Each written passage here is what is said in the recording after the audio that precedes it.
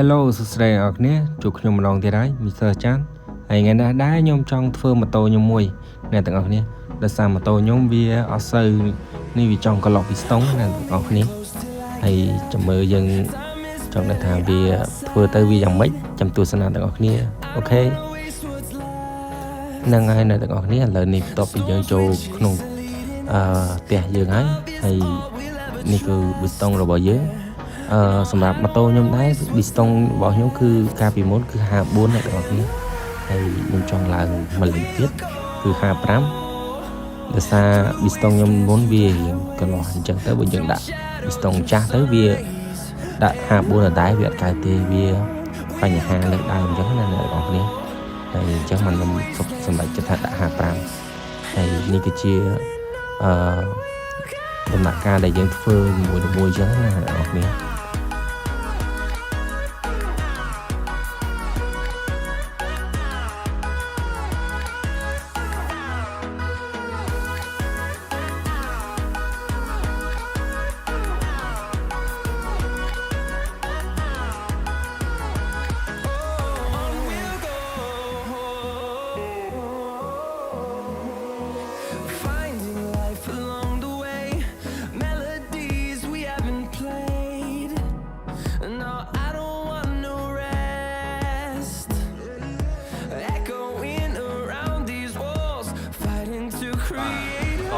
đọt hơi bắt tăng tha sông lùi đo lùi sông lùi chân tem mà ta coi mười dương do nắng hai dương do đất lóng sông 25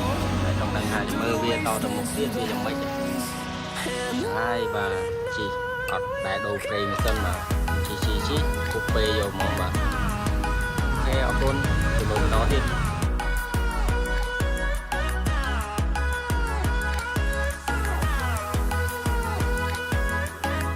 nâng anh này tất cả đi và tập gì dương đọc hết dương của bạn vô từ khang thưa khang slong xử lý thành đạp đi sông mấy thì dương thưa được là từ chiên để bờ nhẹទាំងអស់គ្នាអត់ដឹងទីតាំងណាទេអ្នកទាំងអស់គ្នាអាចជឿជាងណាដែលចិត្តផ្ទះអ្នកទាំងអស់គ្នាហើយនេះជាដំណាក់កាលគេធ្វើនីមួយៗអញ្ចឹងណាអ្នកទាំងអស់គ្នា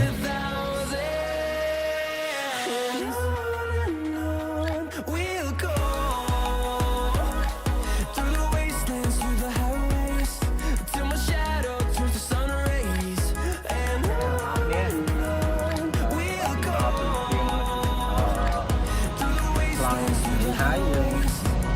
ចំមើលតាចំហើយឆេះចង់ដឹងថាវាជីកើតអត់ឬក៏មិនយើងមិនដឹងដែរព្រោះនេះសាក់ខ្លួនឯងស្មីពីស្តង់55ចាំមើលទស្សនាទាំងអស់គ្នាចង់ដឹងថាយើងធ្វើកើតអូខេបាយ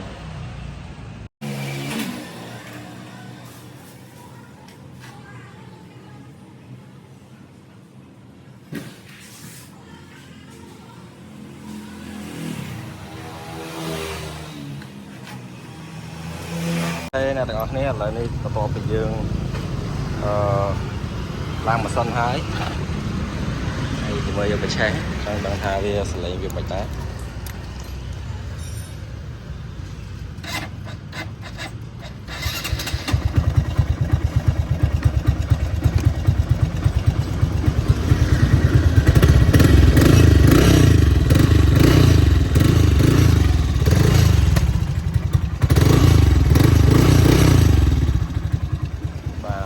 ប៉ុណ្ណឹង